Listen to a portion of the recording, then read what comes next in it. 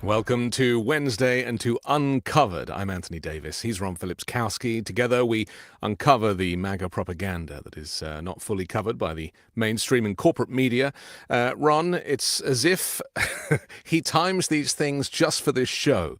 Last week, around this time, he was in the Rose Garden. I'm talking about the disgraced President Donald Trump, of course, with that chart that he'd made in his kindergarten, and was exposing these tariffs. Today, a week later, comes the reversal, the announcement that, no, I was only joking, including some news that, apparently those tariffs were a maximum. They were never the actual amount. I mean, the backpedaling, the backtracking is insane. He posted on Truth Social. I'll read his post in just a moment, but I want to get your reaction first to the news that has ricocheted around the world this morning. Well, first of all, everybody acting like this is over is a really bad take. Yeah. It's far from over. I mean, China's our largest trading partner, and he announced simultaneously with the latest pause that he's increasing yet again the tariffs on China to 125%. So, I mean, that is insane. China has tremendous leverage over us. Doesn't seem like Xi is going to give him an out or back down to allow him to declare victory, because I'm sure that's what he's looking for, and Xi is not giving it to him. So, plus there's 10% global tariffs still. So, yes, he went from like completely, totally bonkers insane to a policy that's very insane. That's so we've gone from like DEFCON 10 to DEFCON 9. So yeah, it's like MAGA celebrating, like declaring victory, like this is some kind of great win, when it's just stupidity. The bottom line is this: the bond market is what did it. He can react to, he can withstand or weather volatility in the economy, in the stock market. I think he was prepared to hunker down and do that based on what everybody was saying last night from the inside the administration. But when the bond market rates went way up last night and this morning, that is an economy killer in short order and a national debt exploder at the time he's trying to pass a budget in Congress. Because when the bond yields go up, the cost of borrowing goes up for governments and for businesses. And that is a economy killer, much more than the stock market going up and down. So when that happened, and he admitted that today, when after he reversed his policy and he came out and he was asked point blank, was it the bond markets that got you skittish? And he conceded that, yes, that was a problem. So, whatever spin or whatever propaganda they want to put out, there's one reason why he did this, and it was the bond market. We should also just mention the posting that he made earlier this morning, where he tipped off his followers on Truth Social that it was a good time to buy stock. He posted this at 9:37 a.m. This is a great time to buy DJT. So that was the tip off, and then literally was it 4 hours later? Let's look at the time posting on this was 10:18, right? Yeah. An hour later. Sure. Okay, so he gave people an hour to make literally billions of dollars. Well, no, you're looking at yours is Pacific time, I think there. Oh yeah, Pacific. That came out at 1:18 p.m. Eastern time. Right. Yeah. Yeah. Okay, so it was 4 hours later. It was 4 hours later. All right, so let me read this post that this was his excuse, that he obviously didn't write this, because you can tell by the way it's laid out that he didn't write it, but he may have dictated some of it. He said, based on the lack of respect that China has shown to the world's markets, I am hereby raising the tariff charged to China by the United States to 125%, effective immediately. At some point, hopefully in the near future, China will realize that the days of ripping off the USA and other countries is no longer sustainable or acceptable. Conversely, and based on the fact that more than 75 countries have called representatives of the United States, including the Department of Commerce, Treasury, and the USTR, to negotiate a solution to the subjects being discussed relative to trade barriers, tariffs, currency manipulation, and non-monetary tariffs, that these countries have not, at my strong suggestion, retaliated in any way, shape, or form against the United States. Excuse me. I have authorized a 90-day pause and a substantially lower reciprocal tariff during this period of 10%, also effective immediately. Thank you for your attention to this matter. I mean, this is... we can tell he didn't write that because there were commas and full stops in the right place, right? Would I be right in saying that? You've analyzed a lot of these things. This was obviously a statement that was created and then was repurposed for Truth Social. It was written by Natalie Harp, who's his like constant companion, who knows how to like insert some bizarre, inappropriate capitals and exclamation points, right, to make it appear like it's the stable genius. She's the one that follows him around with the printer to print stuff out, and they've become inseparable, apparently. I mean, that whole thing right there is nonsense. Everything you just read is BS. It's just the idea that like we're going to roll out this major new policy initiative. All the members of my administration are out there defending it. My U.S. trade ambassador is testifying as that was put out. His trade ambassador was testifying before Congress. He had finished. He was in the middle of 4 hours of testimony defending the policy when that was put out, and someone told him to check his phone, and he had to check his phone and go, "Oh, guys, everything I just said for the last 4 hours, forget all that." Like, the idea that this is some kind of grand master strategy is absurd, you know. And as far as going back to the insider trading possibility, you know, there's a lot of stuff swirling around that tweet from this morning, that post. I know most people believe that, you know, this is market manipulation and all that. Yes, it is market manipulation, but, you know, if he was trying to tip off his friends, he would have just told them privately. I'm inclined to believe that at the time he posted that 4 hours earlier, he still hadn't made up his mind what he was going to do. He was just trying to bolster the market as it opened. But is that not market manipulation anyway? Of course it is. The president should not be saying stuff like that, as we know. No president ever has. There has never been a president in the history of the United States that has ever told anyone to buy or not buy stock. That has never happened before. And Elon got into trouble with this with Tesla a few years ago, didn't he, famously? He got socked with a huge fine for it. A huge, like hundreds of millions of dollars. Yeah. For doing that. So and we should say that the market obviously has increased significantly, and consequently, a lot of people that did buy in the dip have probably made an awful lot of money. It's helpful for people who were really worried about their 401ks, but you know, some people, I read one guy posted, "I've just lost $11,000 off of my 401k." You know, where's that supposed to come from? But as you say, it's actually the trade war with China that is more serious in this moment, because we knew that he was going to be chopping and changing, because that's what he does. But the China thing is a long-standing thing, and I've been referring to this, instead of tariffs, as a trade war. You know, Trump was desperate to go to war, and this, it seems, in the modern day, is what war looks like. Yeah, he wasn't getting any traction with, you know, shooting missiles at Houthis in the desert of Yemen. Yeah, he wasn't getting any credit for that. So he's got to get some headlines some other way. But look, China, I mean, they pass 5-year budgets. We can't even pass an annual budget in this country. We haven't done it in over 2 years. We do continuing resolutions because we can't pass budgets.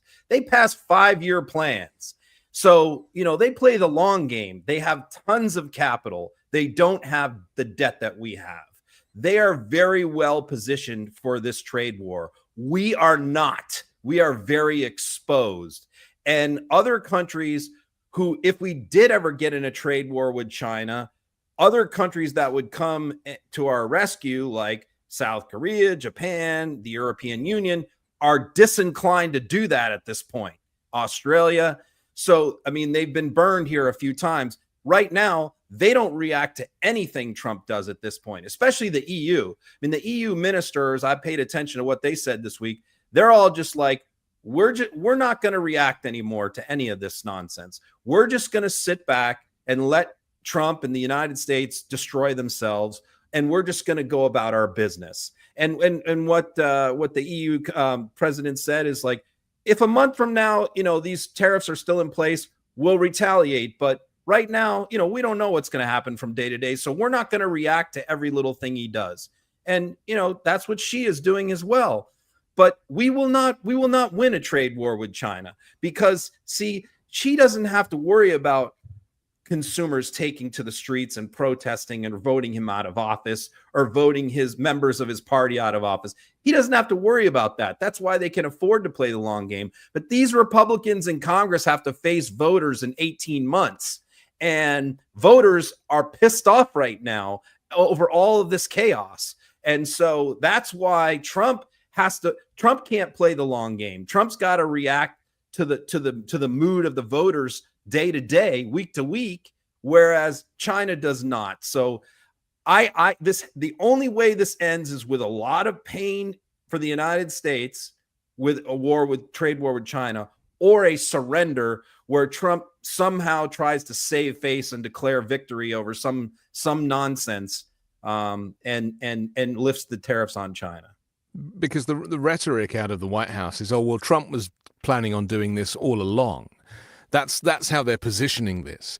Because, of course, they'll say anything to protect him. Let's look at what he was saying last night when he was all dressed up in his tuxedo like an old fat penguin. Before the bond market went nuts. Exactly. Let's take a look. This is the largest transaction in the history of our country. And don't let some of these politicians go around saying, because I'm telling you, these countries are calling us up, kissing my ass. They are dying to make a deal. Please, sir, make a deal. I'll do anything. I'll do anything, sir. I mean, his skin was actually green there to match his green hair. He's starting to look like the Joker out of a Batman show. This again, I was watching that clip last night and I was thinking about what he was saying about, them kissing his ass. And there was a weird kind of sadistic pleasure attached to this. And it made me realize that, as we've spoken about before, the guy is a sadist. The idea of shutting down the world economy just so that people can come groveling to him, because he hates himself so much, gives him a little bit of pleasure, is really what all this is about. This is why you don't put people like this in charge of world economies or nuclear codes or running the largest and most powerful country in the world. He is simply too flawed, and I don't know, just watching that, it just makes me feel like the madness, the insanity. Again, it's something we forget to talk about, but he is just nuts, Ron. I mean, that right there is really what it's all about for him. I'm sure some people did call, but I'm sure that number is wildly exaggerated. Of course, yeah. And what he claims they said is wildly exaggerated. I'm sure that, presidents around the world who were responsible did the responsible thing and put in a call and said, hey, what's going on? Can we talk? Is there any way to resolve this? And of course, Trump chalks that into the column of they're kissing my ass, right? But look, I've heard these, sir, please, I'm begging you stories for 40 years out of Trump. I heard these stories in the 1980s. Yeah. I heard that I've listened to like 90% of Trump's rally speeches, probably 50% of his interviews since 2016. And I've heard different versions of that, what you just heard, 1,000 times, whether it's construction workers, steel workers, CEOs, prime ministers. Everybody is supposedly always coming up to Trump with tears in their eyes, calling him sir, begging him, thanking him for saving their life or saving their country or whatever. It's all bullshit. It's the facade, but it's that strongman autocratic thing. It means so much to him to have powerful people, the concept that powerful people are bowing down to me, is what is more important to him than just about anything else in the world. And also, to me, all of these cases where they were trying to prosecute him for these crimes, like overinflating the value of his properties, I was thinking about Letitia James and all the work that these people were doing. It's like, if you can't see now how much of a lifetime criminal this guy is, and how, especially when it comes to overinflating values, which is what this entire conversation is about, this entire period is about, it's almost like a guilty plea for all of these crimes. This is who he is. This is how he's always done it. Extortion to him is sexy. That's kind of what he gets off on. Let me show another clip from this. I just decided which Joker he is. He's the Cesar Romero Joker from the 1960s TV show, because it's important to be specific.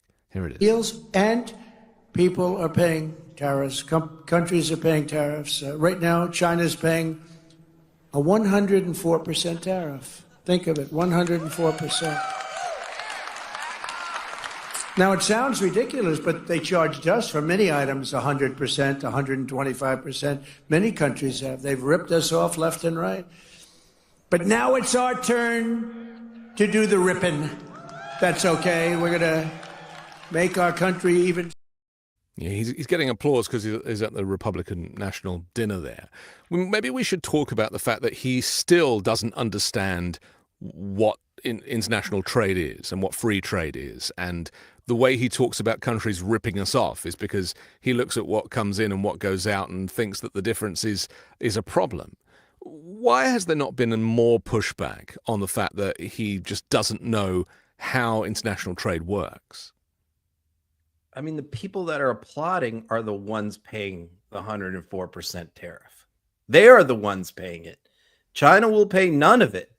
Yeah. I mean, so they're applauding their own tax increase. Right. And that's what these are. They're tax increases. They're a sales tax. They're 104% sales tax, which is now 125% sales tax on all goods from China.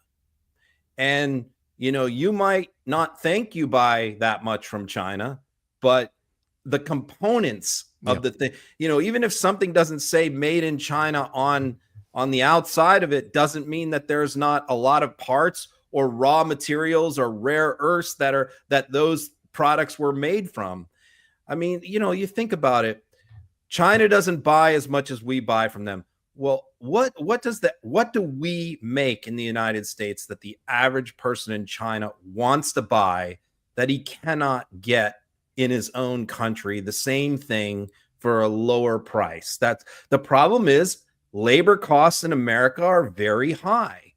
So if you want to protect certain industries from dumping or whatever it is, whether it's a steel industry or a particular industry that's important to the national security of your country, then everyone understands that, and every country does that. But these across the board massive tariffs on every single thing that comes out of China is absolutely insane. He thinks so. You have to know the impact that that's going to have on the American economy and on the American consumer and on American investors and businesses. So you can't sustain that for very long. But his rationale is that China is going to surrender. China is going to give in, and he's going to have this great victory. And that's the flaw in the plan. The flaw in the plan is that China's not Canada, where we can almost capsize the Canadian economy if we really want to. We can't do that with China. And so that's the problem. Well, China doesn't need us like we need it. I suppose that's really ultimately the issue here. And there is this kind of egomania that goes with a lot of these people, and Howard Lutnick's another one, where they just think that America is where it's at, and we do this the best, and we're the best at that. I mean, there is a reason why American cars are not sold in Europe. And I grew up in Europe, and the rhetoric, and I apologize if anyone's offended by this, but everyone thought American cars were crap. They looked nice, but they just ultimately didn't work. And that's been the rhetoric for decades. But the other thing is that European car manufacturers that he's trying to claim have been ripping us off, they build their cars in the US now. Well, So- and he's complaining about the Europeans not buying our food, like our beef and pork. Yeah. I mean, you go to Europe, why would you want to buy American beef? Have you been to a butcher shop in Europe? Right. I would never want to buy American meat. No. After visiting a Europe, Plumped up, chlorinated chicken with antibiotics filled with water, get them all nice and juicy, double the weight. We grow up thinking what beef and chicken and pork is supposed to look like. Yeah. And then we go to a country in Europe where it actually is real and it doesn't even look like the same meat. It looks completely different and tastes completely different. Same thing with wine and everything else. I mean, it's just like, okay, we have devised this plan to be able to mass produce huge quantities of big foods that look great and have beautiful color and last a long time on the shelf, but it's not the same food as what they're eating in other places around the world. And that's why those places don't want to buy our food. Well, it's not because of any other reason. That's why mortality numbers are so different in Europe. People live so much longer than they do in the US. Chronic disease and obesity is not the same as it is in the US. I don't know if I told you this. I have a sign on my refrigerator that for my kids, and it says, "Is it food?" or an industrially produced edible substance. And so every time the kids go to the fridge, they have to think about whether or not it's actually food. And it's difficult, but yeah, you're right. Even a yogurt here doesn't taste much like it does. And don't get me started on cheese. Let's look at. I mentioned Howard Lutnick. Let's look at him when he was on Fox, trying to kind of make a claim for what manufacturing will look like if it comes to the US. And notice he doesn't really understand, or he certainly doesn't. He's not able to recall the word automation. I like the way he uses the word robots. Let's take a look. Now, we're not going to have all factories come back. Like clothing manufacturing, that's tough to bring back. But what kind of manufacturing are you talking about returning here? Well, you can't just give that away. See, what's going to happen is robotics are going to replace the cheap labor that we've seen all across the world. I mean, think of what our factories did. They went to the cheapest labor in the whole world, slave labor, cheap labor, the worst environmental conditions, polluting the heck out of it. And then we bring back those cheap products here and we feel good about ourselves because we don't see the pain. But yeah, I don't know what he's talking about. Meanwhile, Trump just signed 4 executive orders yesterday to invest in coal. So, if you want to talk about the worst pollutants, then come back to the US. Do you think that Trump really does ever think about US manufacturing in terms of the citizens here getting jobs? Because I never hear him talking about people actually getting jobs. No, but we've talked about this. The White House is very divided on this tariff stuff. Yeah. And you have Lutnick and Navarro versus Treasury Secretary Scott Bessent, Elon Musk on the other side, who don't want this. Yeah. And the Navarro Lutnick vision of the future US economy is that we won't have to compete with cheap labor. We will be able to to have, for example, a garment manufacturing industry come back in the United States, which we largely don't have anymore, because robots are going to do all the manufacturing.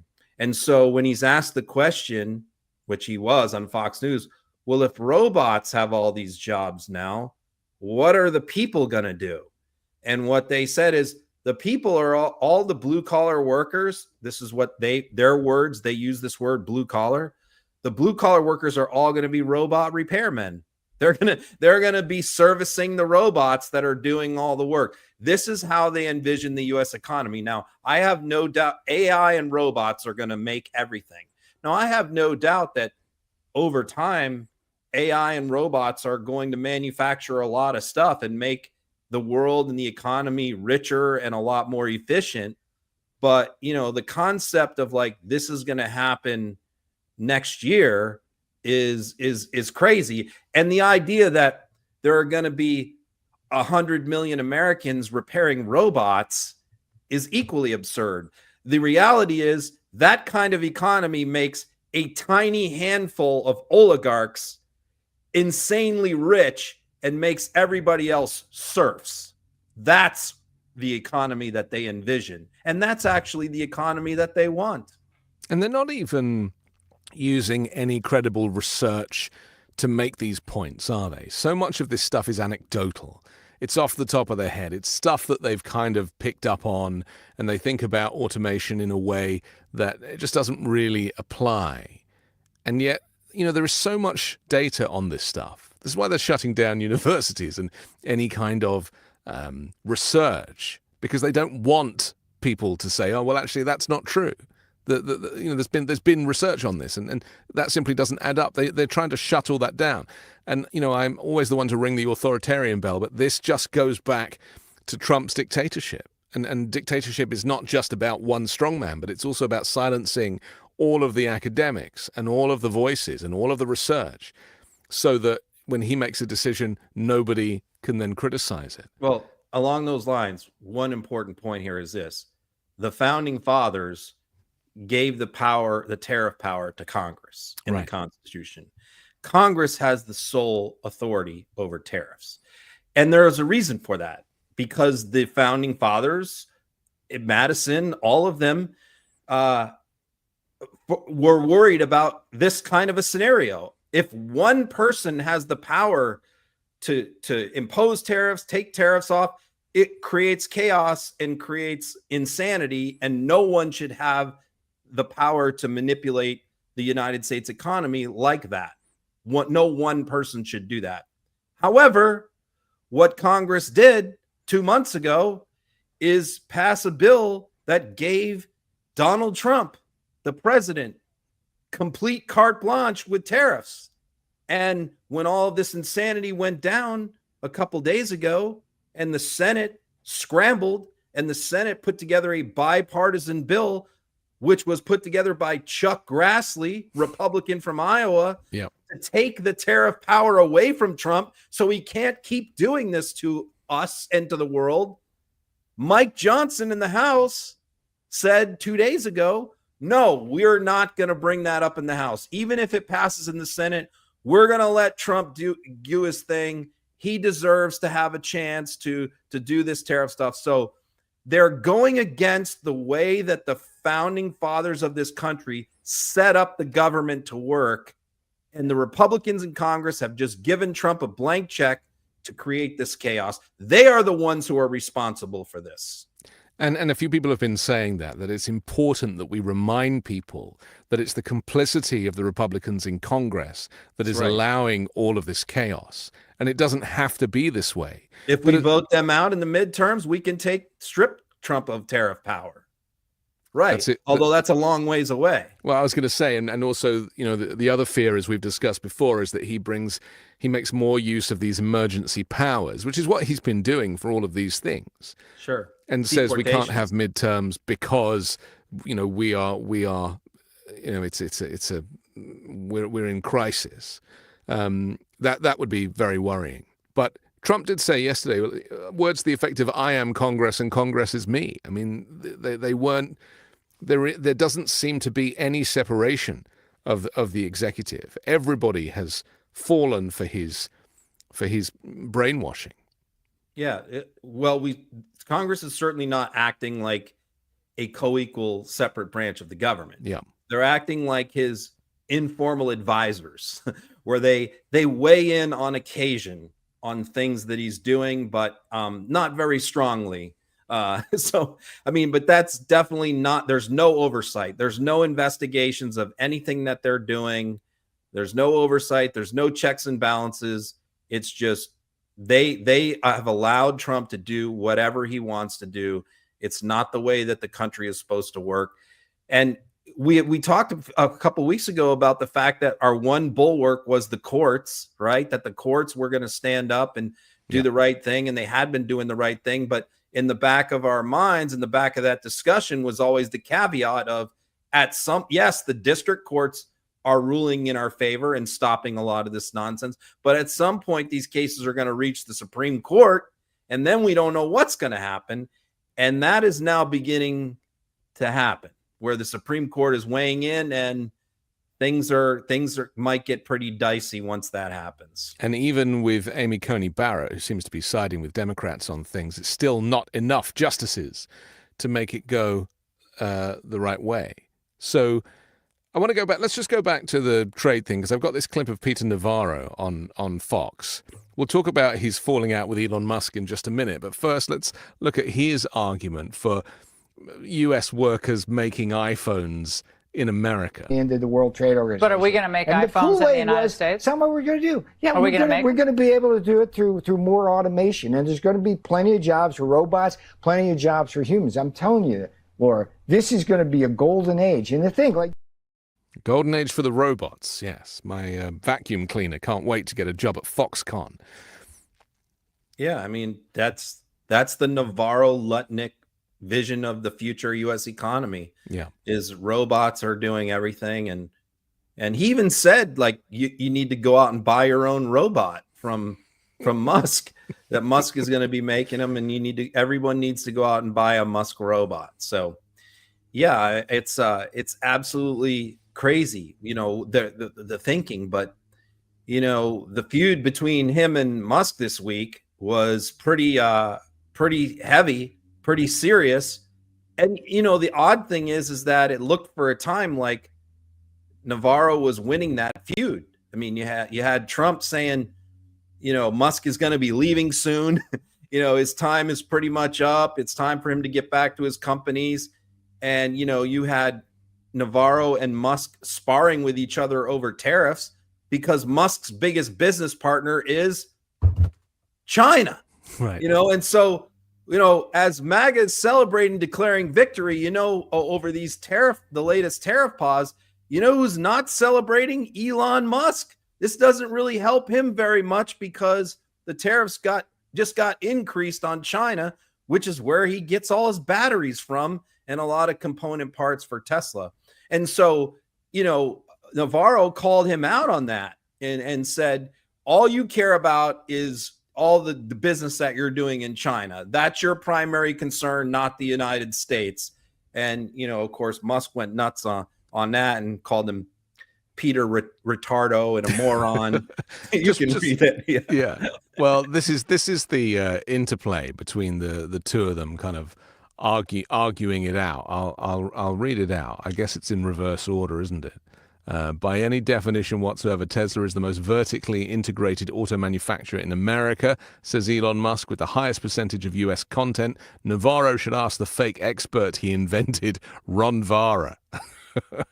And then Musk writes, Tesla has the most American-made cars. Navarro is dumber than a sack of bricks. And then finally, Navarro is truly a moron. What he says here is demonstrably false, linking to Navarro's posts. So this fallout between these guys has made it. Let me add one thing. Go on then. Who's Navarro's best friend? Do you know who that is? Tell me. Steve Bannon. Oh, right. Yes. And who has called out Musk over the years repeatedly for his business deals with China? Yeah. Steve Bannon. Bannon. Yeah, that's Peter's best friend. So obviously, this all comes from that. They do not like Musk because Musk is very much wedded to the Chinese government, and that's who they want to go to war with. So they want to go to war with Musk's business partner.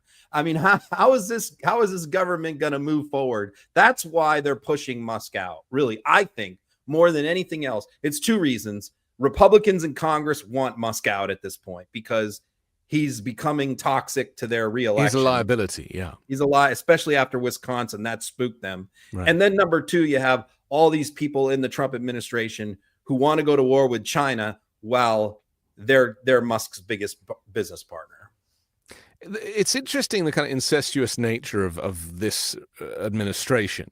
The fact that there are factions, and we've talked about this before with Donald Trump, right? So Trump is obviously always kind of sucking up to Musk because Musk is the richest man in the world, and Trump cannot ignore that. To him, that's like more important than anything, Sure. right? Yep. And then you've got Bannon, who I think, am I right in saying, has a direct line to Donald Trump's policy guy.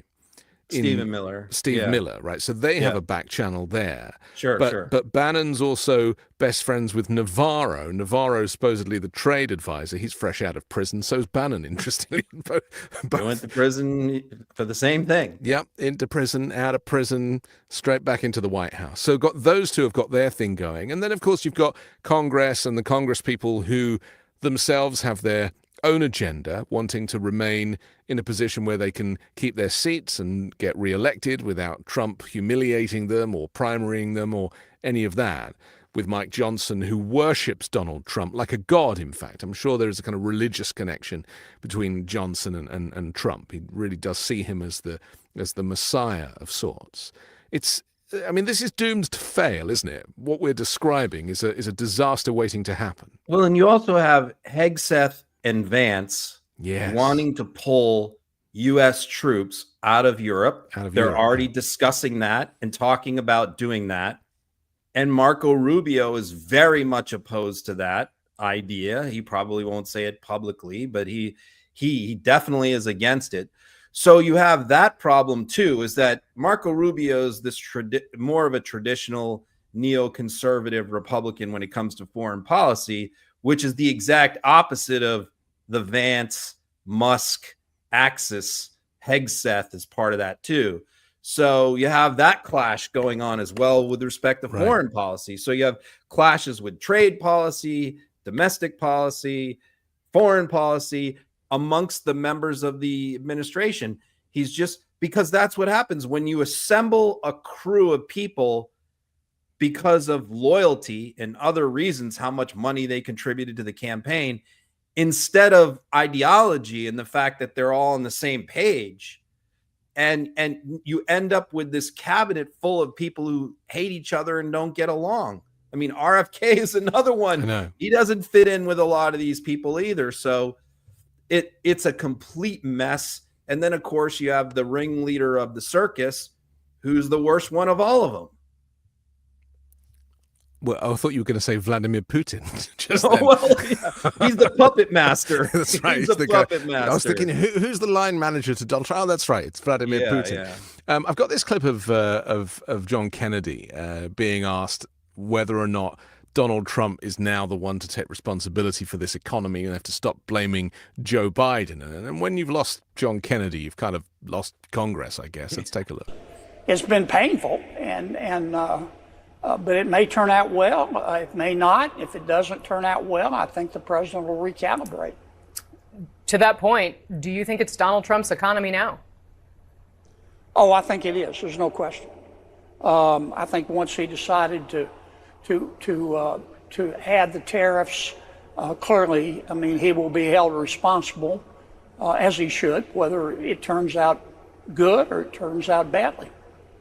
Is there a point at which you would consider supporting taking tariff authority back into congressional hands? There have been some efforts in the Senate to do that.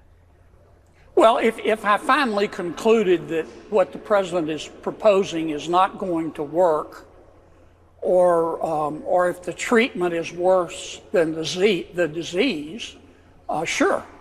And I'm going to look at Senator Grassley's bill very closely. But I'm not there yet. No. Well, we should say that was from yesterday, of course. And, a lot happened in 24 hours in this administration. I mean, am I right in saying that Kennedy is a bit of a barometer? Let me just say, look, Kennedy is a very, very smart person, highly educated, went to Oxford, was a Democrat for a long time. He was the elected treasurer of Louisiana as a Democrat. And, you could go back and watch old interviews of him, and he was pretty much what we just saw right there, which is not the foghorn leghorn cartoon character that he plays most of the time. Because when he switched parties and decided to run for Senate as a Republican, that's when he completely changed the way he talks. His accent got much thicker, and he started doing all these homilies and sayings and non sequiturs and jokes. He didn't do that when he was a Democrat. He did it when he became a Republican senator. And it's all shtick. It's all an act. It's all bullshit. And it's all for the Fox Newsy MAGA dumbed down base. Especially during those committee hearings. He loves to play up in those roles. And what you just saw in that clip was the old John Kennedy. That's the serious, real John Kennedy below that act, which is shit just got real. And he just reverted back to the Democrat Kennedy. And he ditched the bullshit and the homilies and the jokes.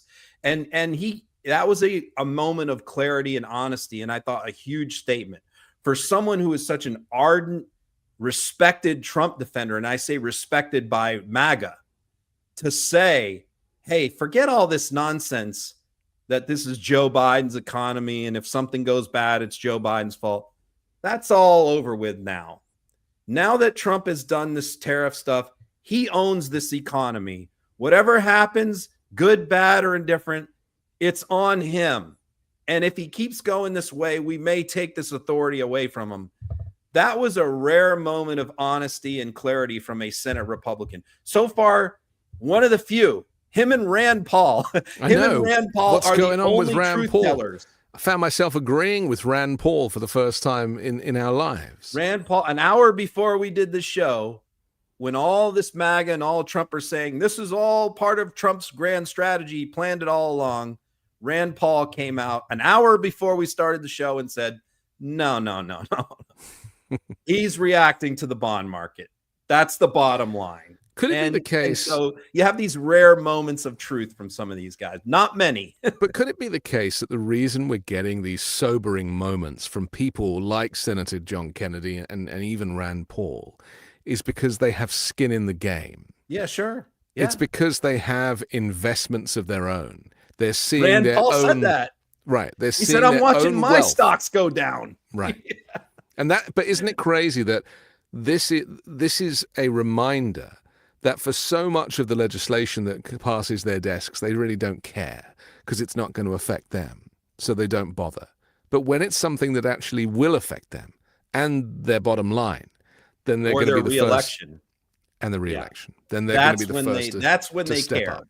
That's when they care. You're absolutely right. I mean, I'll give you, a perfect example of that is like, I'll do this in a bipartisan way. You know, you have the two new mom representatives who want the rule change to allow proxy voting for new moms, right? Who just gave birth for 6 weeks. And that is co-sponsored by Luna on the Republican side. And there's a Democrat who just gave birth, and I am drawing a blank on her name right now. I can see her face. Yep. I know who she is. But they're co-sponsoring this effort. Yeah, we discussed it last week. Yeah. And so this directly affects them. I can tell you these two members of Congress have posted like hundreds of tweets about this and given speeches and interviews around the clock since they gave birth, wanting proxy voting. And I look at their timelines on their social media, and I don't see them having this level of passion for any other issue, because this directly affects them. And I personally happen to agree with them on this issue, but I will point out that they are extra passionate about something that affects them directly. Yeah, it's endlessly frustrating. Let's just go back to the Navarro Musk fallout, because I have this clip of Caroline Leavitt in the White House press room, just seeing how she reacted to the question. There's been some public sparring between Elon Musk and the president's trade advisor, Peter Navarro, on some of these tariffs. Musk actually referred to Navarro today as being, quote, dumber than a sack of bricks. Are you at all, or is the administration, the president, all concerned that this is maybe impacting the public's understanding of these tariffs? It might be messing with the message on it? No, look, these are obviously two individuals who have very different views on trade and on tariffs. Boys will be boys, and we will let their public sparring continue. And you guys should all be very grateful that we have the most transparent administration in history. And I think it also speaks to the president's willingness to hear from all sides, that he has people at the highest levels of this government in this White House who have very diverse opinions on very diverse issues, but the president takes all opinions in mind, and then he makes the best decision based on the best interests of the American public. Tiana. She's so bad that she's good, right? It's getting to that point now. I mean, the idea that like Trump brought in Musk and Navarro because they have different views on issues is absolutely just ludicrous, just so absurd. It's just so ridiculous. And the fact that like we're being transparent. Look, these are like 3 a.m. tweets by Musk when he's, blasted out of his mind on ketamine, playing video games and raging at Navarro. Yeah. So the idea that like, oh, they're having some high-level intellectual debate about tariff policy, and the American people should be appreciative that they're so candid and honest. It's just absurd. I mean, it's a joke. They are undisciplined. They're scatterbrained. There's no clear plan. They're on drugs, a lot of them, and they hate each other. And so we're supposed to see all of that as a good thing. I mean, it's crazy. It makes me think of like 2 administrations that did have cabinets that were philosophically diverse, which was Reagan's cabinet, where a lot of them disagreed with each other on a lot of issues, and John F. Kennedy's cabinet as well. And they did intentionally, with their chiefs of staff, set up their cabinets in that way. But they would have closed door cabinet meetings where they would hash those things out and argue those things out. So it was a deliberate plan to set up their administrations that way, and it's rare for administrations to do that. But it's important. The debate is important. It's good, but it was all done behind closed doors, right? It wasn't this circus atmosphere, and Trump did not create this cast of characters and criminals like intentionally. He didn't choose them intentionally for their diverse beliefs on policy. It wasn't part of any grand plan. I doubt there are any cabinet meetings that go on with Trump. The only cabinet meeting is the one that we see with the cameras. That's basically the only time we see them together. But you can tell the way this administration operates, the way they announce things, the timing of things, the backtracking, the fact that you've got different people going on the news and giving different answers for things proves that there is no joined up thinking. There is no cabinet. There's just a series of individuals whose job it is to say yes to Donald Trump. I actually tweeted that like 2 nights ago because I watch all these interviews of these administration people all day long. I watch them. And you can see 6 different officials on 6 different shows. Giving all different, talking about the same policy. And they're giving 6 different answers. and you know what? Like sometimes it's because one guy might be saying something because that was what the policy was 2 hours before. And it changed while he was getting ready to go on air and he didn't get the word. So it is utter chaos. Trump seems to like it though. I mean, Trump loves the drama. He loves the chaos. That's the environment that he thrives in, as long as everybody is, kissing his ass, to use his words. And I think that he reacts badly when he gets bad press, as he has done in the last few weeks over tariffs, or last week over tariffs, I should say. That part of him ramping stuff up like he has with China today is because he likes to kind of get his own back and likes to steal back the headline. He always wants to be on top, no matter how much that costs the world economy. And and again, this to me, this keeps going back to the mental health.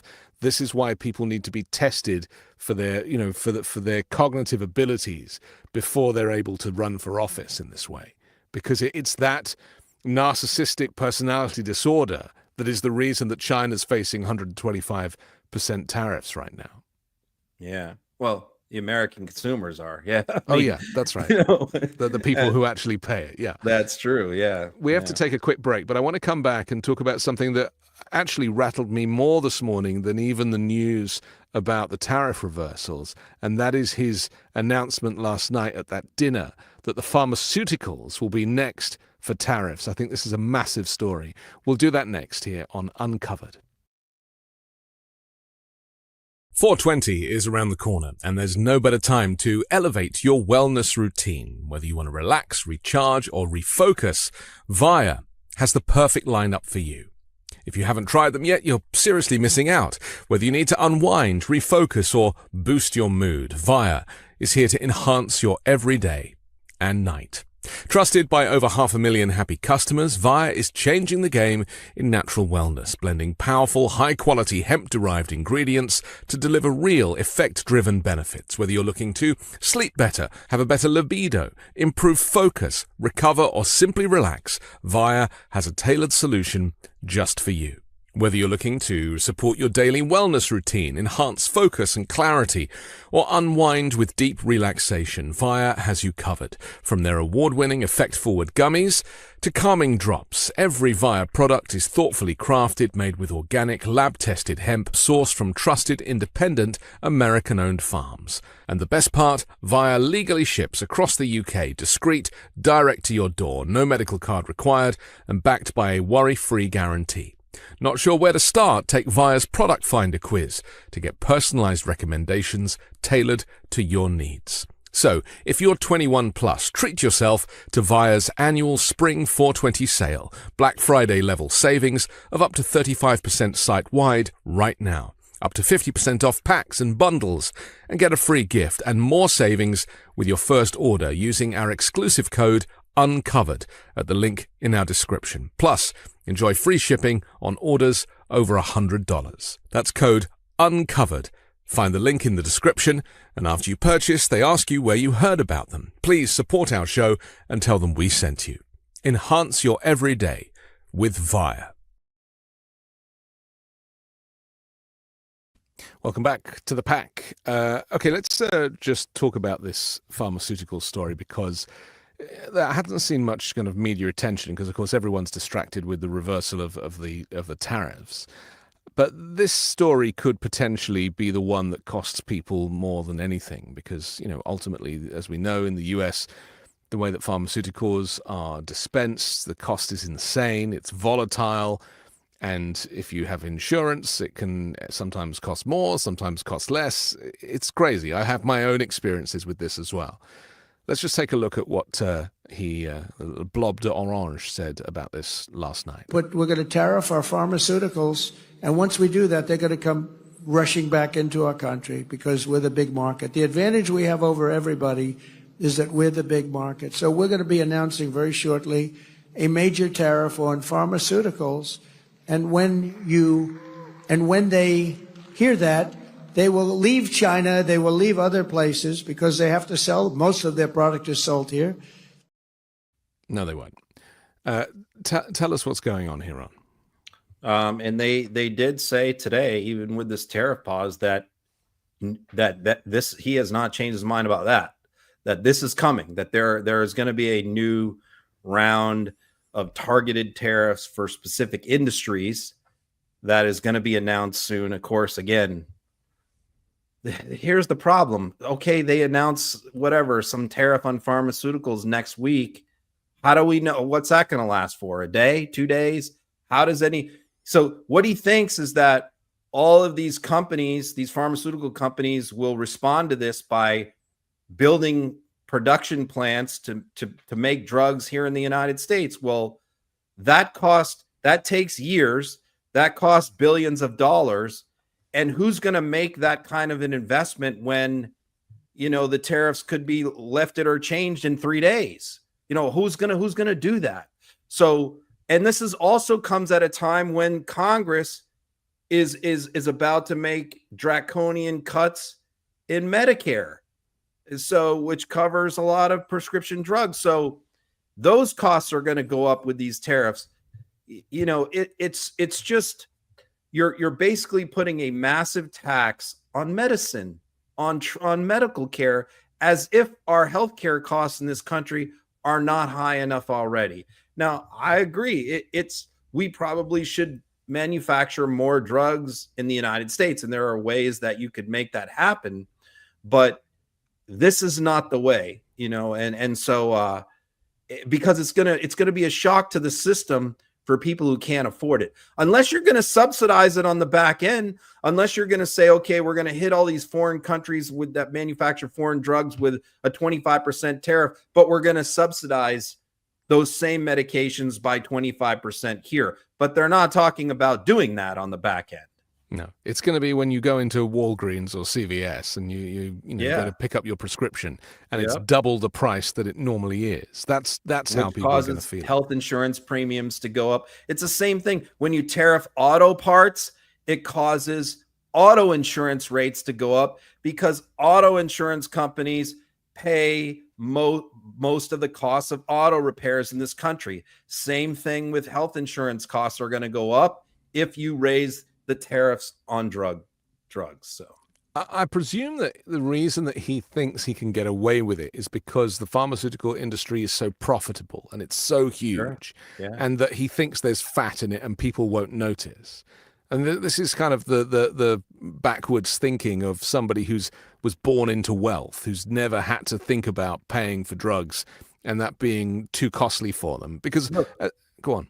I'll tell you, he does sometimes put you in boxes that make you uncomfortable in terms of like, I'm sure that there are plenty of Democrats who don't want to be in the business of constantly defending pharmaceutical companies, like they're not exactly the good guys a lot of the time. And they are highly profitable and making lots of money, but they also do put a lot of money into research, development, testing, and all of that. But sure, I mean, it's like, he puts Democrats in a position of defending big pharma, with insane policies that go so far in the other direction. So, I mean, everyone is complicit. That's the one thing he's good at from politics, political perspective is, he puts you in a position where if you're trying to defend the rights of due process for migrants, you end up defending some bad people sometimes because you're defending a legal constitutional principle, but they can paint you as your Democrats are defending violent gang members. That is, if there's one thing Trump is cagey and cunning at, it is constantly putting Democrats in a position to defend unpopular people or corporations or industries because they're defending a principle of the law or the Constitution or right or wrong. Right. Even in its simplest form, saying Democrats want open borders is an example. It's like a blanket, like an umbrella description. Because they want those people to vote, right? Yeah. What I'm seeing with all of these stories that I'm covering on 5 Minute News and just looking into the weeds of them is that what we're seeing is a stealth-like genocide of people that are not wealthy, that are not, white Americans, that there is this kind of slow plan to just whitewash America, whitewash its history. Obviously, people being turned away at the border, getting rid of any kind of education. There's so many stories. Our show would be 10 hours long if we were to cover it. What's the but next the thing effect that's of coming? this is a genocide of culture and of race. You know what the next thing is coming is they're gonna mass revoke visas of foreign students. Yes, along those lines, because a lot of those foreign students end up staying in the United States, getting green cards, getting citizenship after they finish school. They don't all go back to their home countries, and so they recognize that is a way that immigrants from around the world are getting into the United States is through the universities. So they're already talking about the way to solve that because they can't get the universities not to accept these students. So the way to solve that is you just revoke all their student visas and force them to go home. And that, I can tell you, that's coming. They're experimenting with it with protesters of Israel, right? Yeah. That's the trial balloon. I predict that the next move is they're going to revoke all student visas of Chinese students, which is like tens of thousands of students. Well, Mahmoud Khalil is still in a detention center in Louisiana or something. I mean, he literally is unable. I think there was a hearing the other day where he briefly saw his wife on a video screen. But the fact that this is taking so long, and there is huge support, because what they've done, I mean, this is a bit of a tangent, isn't it? But by, again, blanket, an umbrella branding of people, this guy was sticking up for the Palestinians, not for Hamas. And yet they are now saying, and in fact, I read a story this morning that said that they're going to be looking for any anti-Semitism on the social media of anybody coming into the US. I mean, this is the story. They're going to be screening social media. But I think that's the tip of the iceberg. Like, I totally agree. And this is a visa they're applicants. They're going to go with broad-based revocations of student visas. Right. Like, I'm telling you, I think they're going to take every Chinese student and revoke their student visas. I agree. That's the next step in this trade war. They're going to broaden it out. Yeah. There was a story out this morning about the ICE director saying that deportations should be run like Amazon Prime for human beings. Yeah. So, this is where it's going. You touched earlier on the withdrawal of troops from Europe. This is something that has kind of been mooted. Let's just talk about this for a second because, again, to me, this is the isolationist policies, and the more of them that are stacked on top of each other, the more the US is basically being segregated from its former allies, and will need to realign, or will need to align with Russia. And that's what they're looking at. I mean, if you look at the map, you could almost kind of draw in the gaps and see, how he wants to position this large landmass, including Greenland, of course. But it's the GOP Congressman Mike Rogers who's warned against these plans from the Pentagon to withdraw troops from Europe. And, if the Republicans are starting to weigh in on it, then obviously this means something. Let's take a look. Vladimir Putin is not our friend. He is an unreformed KGB agent who believes the collapse of the Soviet Union was, quote, the greatest geopolitical catastrophe of the century, close quote. His desire to reconstitute the Soviet Union drove him to attack Georgia in 2008, invade Crimea and the Donbass in 2014, and then launch a full-scale invasion of Ukraine in 2022. Those that blame NATO enlargement or suggest that Russia was somehow provoked into attacking Ukraine are wrong. The Ukrainian people have fought bravely over 3 years to defend their freedom. But I agree with President Trump, it is time to stop the bloodshed. President Biden never had a plan to end the war. By slow-rolling weapon deliveries and imposing loophole-ridden sanctions, he allowed the conflict to grind to a stalemate. President Trump has broken that deadlock. Ukraine has agreed to a ceasefire as a first step, showing their desire for peace. Russia, however, has refused to do the same and continues to slaughter innocent victims. He goes on to, it's a bit long, that clip, but he goes on to talk about why it is imperative to keep a military presence, a US military presence in Europe.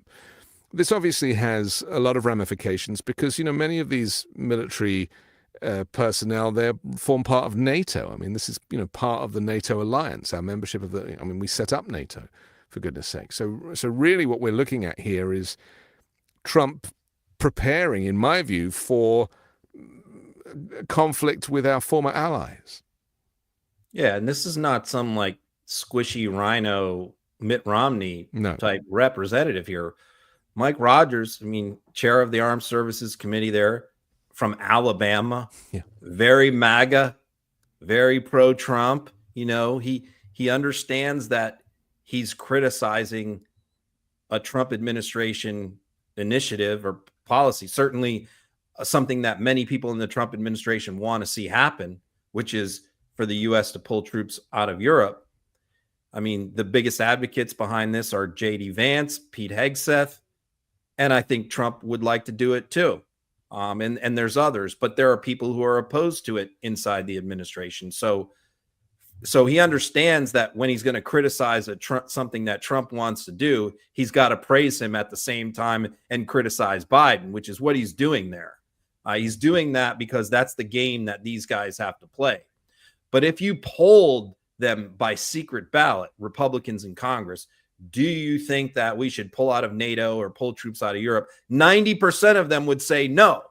And yet, this very well could be the direction that the administration is heading. And this has set off alarm bells in Europe, especially Eastern Europe, especially Poland is one country where the PM went kind of, he's pretty level-headed, even kill guy, but he was pretty upset that this even got out, that they're even considering this, because they are seriously considering withdrawing troops. I think what you're going to see very, very possibly is withdrawal from Eastern European countries, keep some troop presence in Europe, in Germany and in the UK and other places, Spain and all that, but not in Poland and other Eastern European countries. But I wonder where that is directive exactly came what from. Vladimir Putin wants. Bingo. Yeah. And this is why all doors seem to lead back to the Kremlin, because as much as they choose to deny it, Donald Trump is, I've described it as a kind of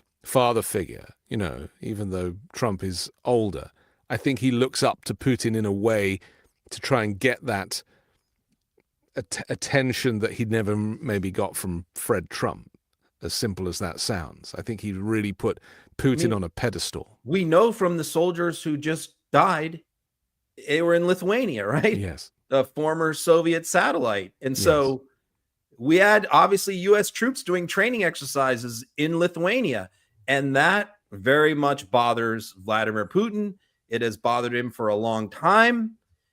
He calls the dissolution of the Soviet Union the greatest, the worst thing that has ever happened to Russia in their history, and he wants to restore the Soviet Union. So the problem with that is if U.S. troops are in the former Soviet satellite republics, that's an impediment to him being able to do that. So the idea that Pete Hegseth and J.D. Vance and these characters are actually thinking about doing that, I think is really frightened a lot of people. And you had a lot of generals that spoke out, that were called to Congress to testify, that they all unanimously across the board said, no, we don't agree with this at all. We often talk about the worst instincts we have for what is going to happen next, what could possibly happen next, and we all dread checking our phones in the morning. But I have no doubt that the withdrawal from the NATO alliance is on the cards. It's obviously mooted. People say, and for a lot of people who are in that sector, they see that as the line in the sand for when we've truly lost the United States as a European ally. It's all so weird, but you need to understand the character of the individuals, of the cast involved, and what their personal beliefs are.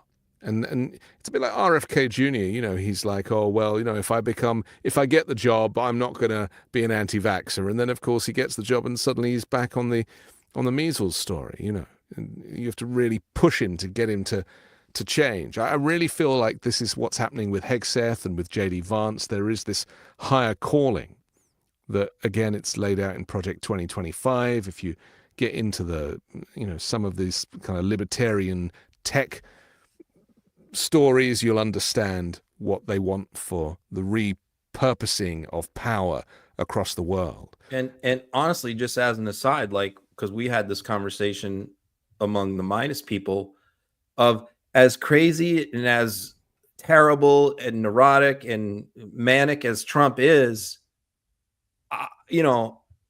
if something happened to him, J.D. Vance is president, when I think that would be worse. I'd almost rather have this undisciplined maniac, who changes his mind and changes his policy from one day to the next. Because he's impressionable. Than have a cold, calculating, pro-Putin killer as president. Who won't. J.D. Vance wouldn't care about the bond market going nuts. No. That wouldn't bother him. No. That guy doesn't care. Trump had another meeting with his best friend Bibi Netanyahu in the Oval Office and said some of the weirdest stuff about Hamas showing signs of kindness and winking. I'll show the clip. I mean, it's almost unbelievable, this. Pay attention and we'll talk about it afterwards. The stories they told me, as an example, I said to them, was there any sign of love? You were there, 10 people. It's only 10, but it's pretty representative. Did the Hamas show any signs of, help or liking you? Did they wink at you? Did they give you a piece of bread extra? Did they give you a meal on the side, you think of doing?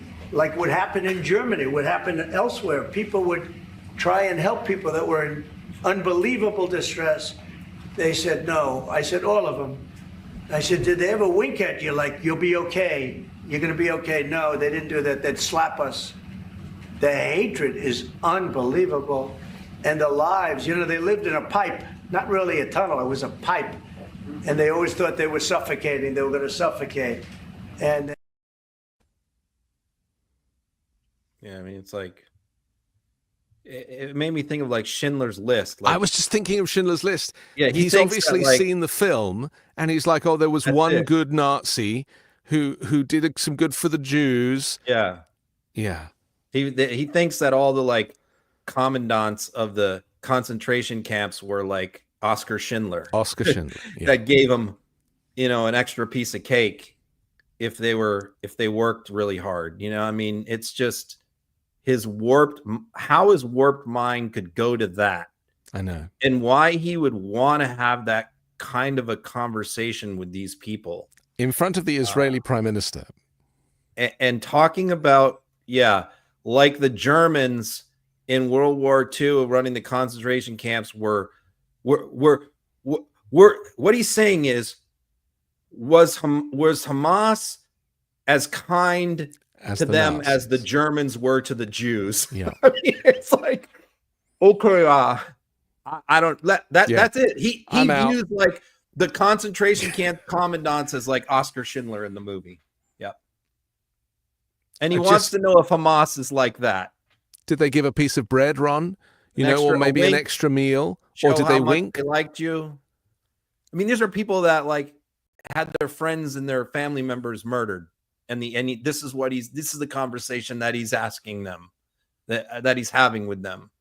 It's he's because he has no empathy, right? He has no ability to connect with human beings. He shares that quality with Musk. So what else can he have a conversation with them about when you have no empathy for what they've been through? You start, you know, asking them if their experience was like the movies that he saw from Germany. I'd love to get Steven Spielberg's take on that sequence. I just have no words. Like it's like I'm done, you know? This is the president of the United States. Because he doesn't read, you know, he doesn't read books. So how can you know anything about anything? And by the way, I don't think he watched all of Schindler's List. I think he probably watched like half of it. You know, because I don't think he could sit there and watch that whole thing. I don't disagree with that. But that's his knowledge of the Holocaust. That's his reference to history. But the thing is, and this is why he doesn't understand what he's doing with the trade wars, because a trade war can escalate into a real military conflict. Sure. And this is why free trade helps buffer the effects of poor diplomatic relations between major powers. It's economic interdependence. Sure. It gives both sides too much to lose. And when economic barriers are raised, then there's an increased risk of military conflict. But he doesn't understand that's the reason why we have free trade, because it enables us to maintain diplomacy with nations that we disagree with. I mean, he's never spoken about China's human rights atrocities or Russia's human rights atrocities. He doesn't care, or North Korea. Right. He doesn't care about any of that stuff. But he also doesn't understand that the markets absorb the effects of wars. You know, they are absorbing the effect of the war in Gaza and the war in Ukraine. Sure. And so people don't see their own savings affected by this. But the moment you get into a go on. I mean, the attacks from the Houthis on shipping in the Red Sea is directly because of the ceasefire in Gaza ended. Correct. So, I mean, it's directly tied to that. It affects the world economy right there, you know? So sure, all this stuff has impacts. This is why you need people who are well-read and to understand that, you know, Xi Jinping is a completely different type of person to Donald Trump. They're completely different. They're playing two completely different games. Absolutely. And Xi has so much more is holding so many more cards, to coin an Oval Office Zelensky phrase. We're not playing cards. Yeah, I mean, that's Trump, what Vance said to Lindsey. You don't have the cards, right? You don't have the cards, you know. Trump just, that's what Xi is saying to Trump. Yeah. You don't have the cards, man. But if you don't, we control, you know, a lot of your rare earths, you buy 100% of them from us, and you can't get them from anybody else. And they're critical in some of your key components in military technology. I mean, China is kind enough. China is willing to sell us rare earths that we use in missile and you know, military technology that we can't get from other places. They could cut that. Same thing with medicine, life-saving medicines. Some of that stuff we buy exclusively from China, right? And very difficult to get it in scale from any other place. And yet they sell it to us anyway. Because adversaries. But we're gonna end that. We're gonna go to war with them. He sees international relations in terms of territory and power. And he doesn't have anyone advising him anymore like he did the first time around, who says, no, sir, that's not, you know, how this works. He's surrounded by people who don't challenge him. That's why he's talked about acquiring Greenland or subordinating Canada or reviving the North American bloc to rival China and Russia. You know, he views the EU as weak and divided. And he just has a completely different view of the world based on movies and not on books. Yeah. And what he's seen on Fox News. And what he's seen, exactly. I think that goes into the television category. We are so screwed. We really are. We really are. We just got to, I mean, it's one day at a time, man. For me, it's like 1 hour at a time. It's so wonderful, like listening to experts talk about geopolitics, where, you know, because you and I, with great respect to you, we are not, that's not our department. We can commentate, but we listen to people who are smart. But when you listen to people who are so well versed in this stuff, who've devoted a lifetime to it, you realize how important, how essential expertise is. And This goes back to what we were saying earlier about Trump shutting down all expertise at the HHS and anywhere, Department of Education, anywhere that is going to make America smart again. The universities. I mean, that's what we're facing. We're facing an intellectual brain drain because they don't value expertise. It's the death of expertise in the United States. Right. Because they're hostile to experts, you know, people that are highly educated and know a particular field. Because they upstage him. The Fox Newsification of everything. If he can shut down everybody who is smarter than he is, that means eradicating 99% of Americans. That's everybody. Yeah. And also his economic vision, Ron, is so rooted in the past. He talks about the Gilded Age and reviving manufacturing and restoring respect for the working classes. But the US has already transitioned. It's already a service-based economy. It's not, because he views the old, you know, era of Rockefeller, Carnegie, right, as the best time in America. When he sees himself as one of those people owned everything. Yeah, in this country, that was the golden age for him. That's what he wants to return to, is that era where you had the mega wealthy, no middle class, and a bunch of serfs who are coming to him and begging for handouts. So, yeah, that's the economy that he wants to return to. That was a heavily tariffed economy. Yeah, and sure, that's where he wants to go. Yeah. Even Apple struggled to manufacture in the US. They actually struggled to do it because so much of this chat has been. In fact, I saw a meme on Instagram it was like an AI image. I don't know if you saw it, of American, like classic American looking people working in those Foxconn style factory lines, trying to put tiny screws into iPhones, and also them stitching on bras, I think, and how their sad faces of these huge factories. You know, the US does not do that anymore in that way. This is, China's economy supports that kind of work. The people that we have here who might be willing to work in a garment factory, we are in the process of deporting. Currently, yes. Yeah, you're not going to get, your average American to take a $12 an hour job stitching garments in a sweatshop. It's not going to happen. Talking of deportations, we have Kristi Noem back again. She's showing off her might and her strength, going along with these ICE people. Let's show a quick clip of her in her cosplay. Let's take a look.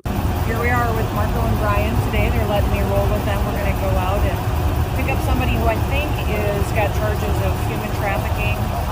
We earlier had an op that swept up somebody who was wanted for murder. So appreciate the good work that they do every day, and we appreciate them working to make America safe. Yeah. Meanwhile, you see that Daily Beast article a couple of days ago that said, was it 90% of all of those guys that were picked up and taken to El Salvador did not have criminal records? Yeah.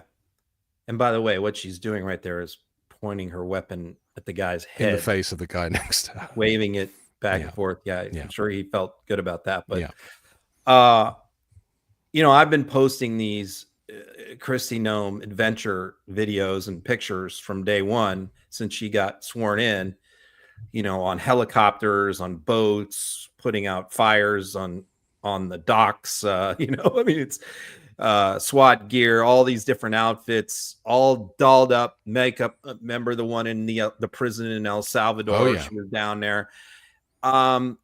Here's what I can tell you.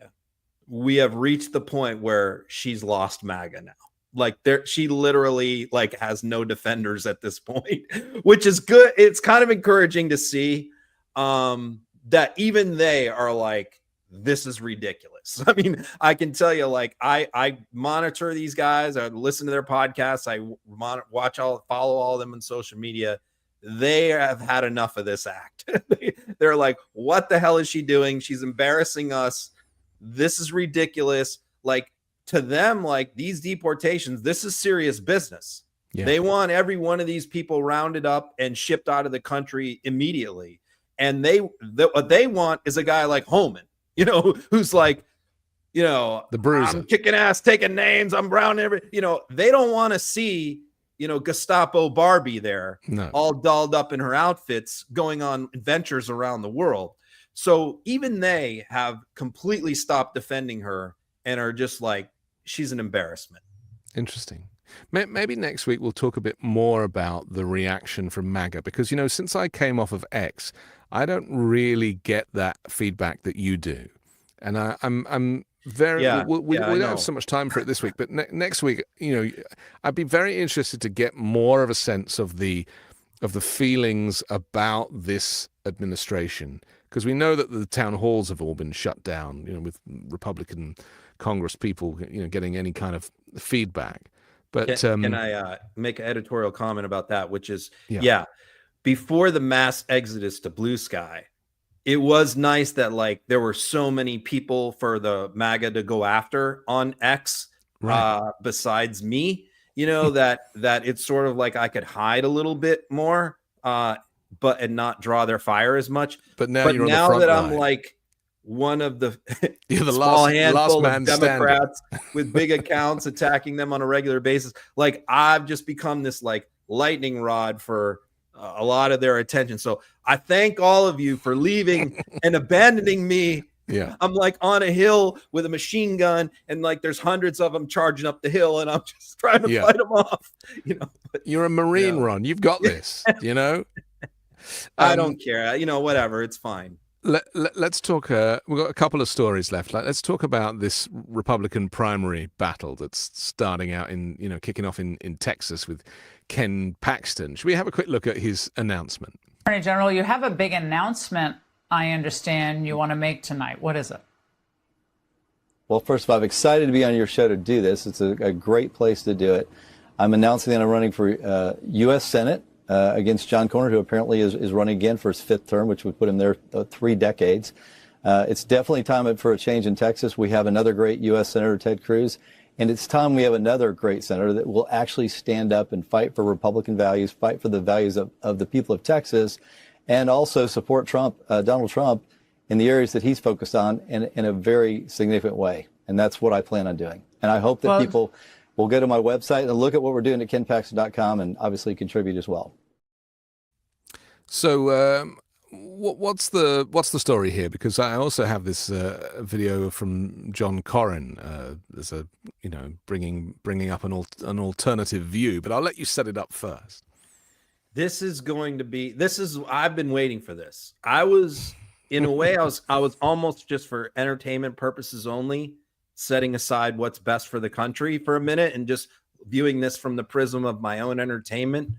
This is going to be the nastiest, most vicious election in 2026. Is the primary between John Cornyn, Senator John Cornyn from Texas, and the Attorney General of Texas, Ken Paxton, who is one of the most disgusting, reprehensible people in the world. I mean, he is as bad gets. He was impeached 2 years ago. I think we spent some time on his impeachment trial on this show when it happened.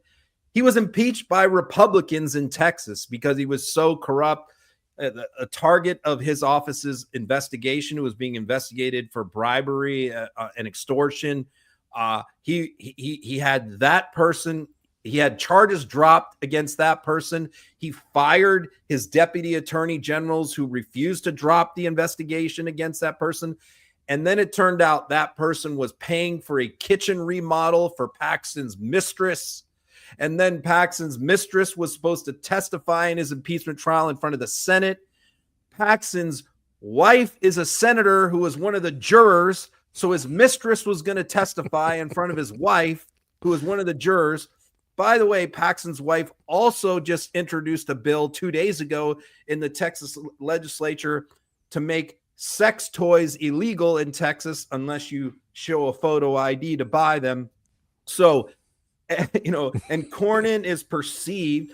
Cornyn is the establishment guy. He is the guy that John Thune, the majority leader, is backing. He is the guy that most of the other senators are going to get behind. But MAGA is 100% behind Paxton. Ted Cruz has already said he's staying out of it. So the $64,000 question is, what is Trump going to do? Because obviously Paxton is banking on getting Trump's endorsement, hoping that he gets it. But this is going to be really, really ugly and nasty and opens the door, I think, to Colin Allred, who ran last time against Cruz and gave him a hell of a brilliant run. Candidate. It is probably now going to run again, which he probably wasn't going to do unless Paxton challenged Cornyn, because this Republican primary is going to be so bloody and so nasty and so expensive that whoever comes out of this at the other side is going to be leaking oil. And that opens the door to a Colin Allred making another run and the word on the street basically is that if Paxton wins, he's so toxic, and there's so many Republicans in Texas that don't like Paxton, that really would give Allred a legitimate shot. So in a weird way, we have to, I guess, if you just want to win that seat somehow, Democrats should actually want Paxton to win, as bad as he is. Well, Trump is going to endorse the criminal candidate, isn't he? I mean, I think he probably will. He will definitely not endorse Cornyn. I think he will either endorse Paxton or stay out. Let's take a look at Cornyn for a second. Just wondering quickly, do you have any level of concern about Paxton running to the right of you in this primary? Well, the biggest potential loser is President Trump's agenda. I've been a supporter of the president during his first term of office, and that's continued during his current term. But we're going to end up spending hundreds of millions of dollars potentially on this race in Texas, because we can't lose the seat in Texas. And that is money that can't be used in places like Michigan, New Hampshire, and Georgia in the midterm elections. And obviously, Mr. Paxton has a checkered background. He is a con man and a fraud, and I think the people of Texas know that. But this is what will be litigated during the course of this campaign. A con man and a fraud. I mean, sign me up, baby. Right? You can't wait, can you? I mean, this is great. I'm going to be right in the middle of this thing, pouring gasoline on the fire. Yeah, I mean, this is going to be great. I can't wait. Okay, listen, final story before we have to wrap up, and that is a very special day. I'm sure it's marked in your calendar, June 14th. What is happening on June 14th? Donald Trump's birthday. Oh, yes, it's Donald Trump's birthday. And how could we not know? It's going to be a national holiday someday, so we should know this. How do you think we should celebrate it? Because, you know, traditionally people would just have, you know, a few friends over, a small cake, you know, maybe sing happy birthday or something. But Trump has other ideas, doesn't he? No, there's only one thing to do on Trump's birthday, and that is to have a Soviet-style Red Square military parade, right? I mean, you got to roll out the tanks and the armored vehicles, the flags, and the aircraft, and have the flyovers, and sure. And is it going to cost? How much does a birthday party cost? $100 million, maybe? Yeah, should that be how much we spend? To do this, so what he wants to do, this is in the planning stages. Apparently the reporting is he is going to do this. Is that he is going to roll this out. It's going to be a 3 mile, 90 to military, 92 million, in the district, another 21 million. And the other problem is they're saying that this is going to tear up the roads. You know, the roads in DC aren't the greatest in some places. And what they're saying is, depending on how they do it, this could really do a lot of damage to the DC infrastructure.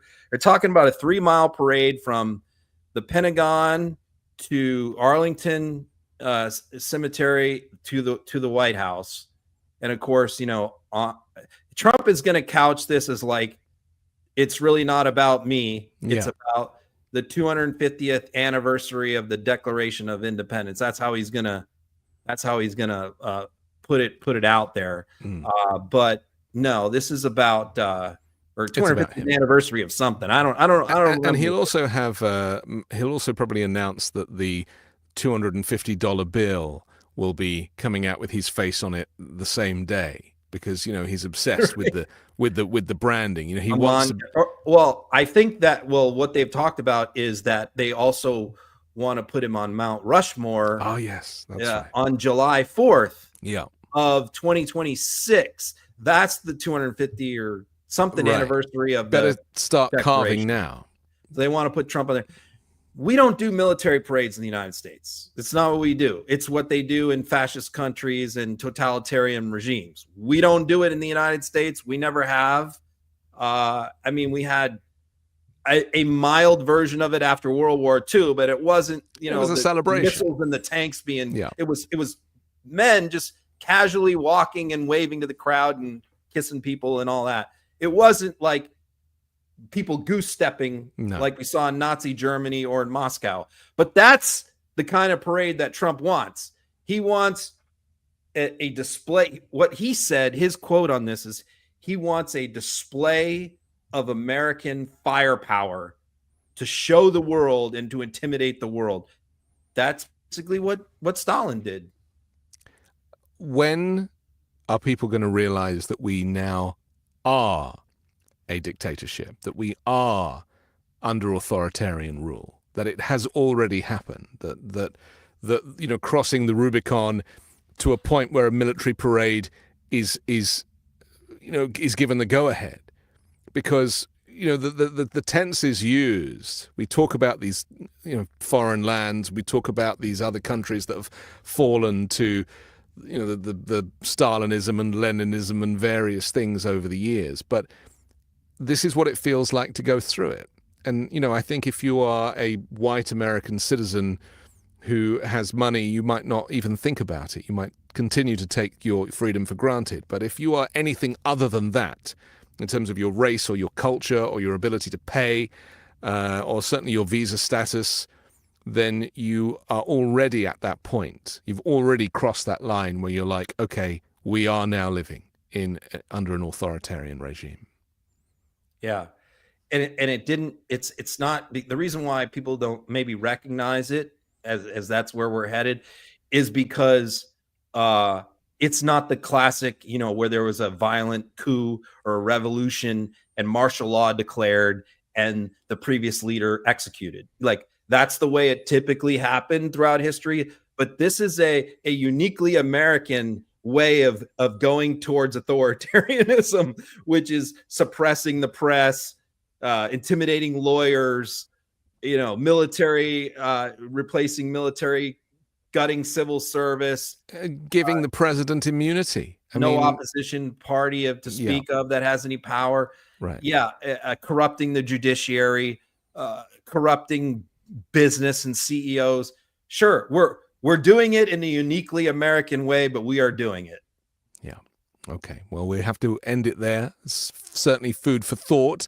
We're not trying to put a downer on things, but I think that being real and recognizing our reality is essential in these moments, or there'll be no one left to speak for us. Ron, thank you. See you next week. Download the podcast if you want to. It'll drop tonight, and we'll come back on Wednesday next week and do it again. Thanks a lot. Will there be China tariffs in place next week? Who knows? I mean, he'll probably announce it 10 minutes before our show, so we can only be prepared. All right. Take care. Bye for now. All right.